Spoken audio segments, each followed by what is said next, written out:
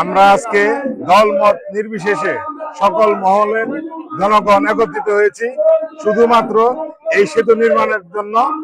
এবং আমরা শুনতে পাচ্ছি যে মাদারগঞ্জ থেকে তারা ওই দিক দিয়ে একটা সেতু করার জন্য, এখানে আসলে নিষ্প্রয়োজন তাদের, আমাদের এখানে প্রয়োজন। আমরা সবাই জানি ইনশাআল্লাহ যে আমাদের এই জায়গায় আমরা অবশ্যই সেতু আমরা আমাদের বাস্তবায়ন করতে হবে। প্রয়োজনে আমরা আমরণ অন্বেষণে যাবো ইনশাআল্লাহ।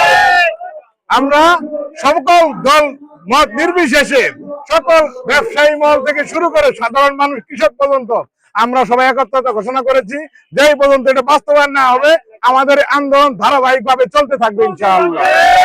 আমাদের দাবি একটাই, সেতু চাই।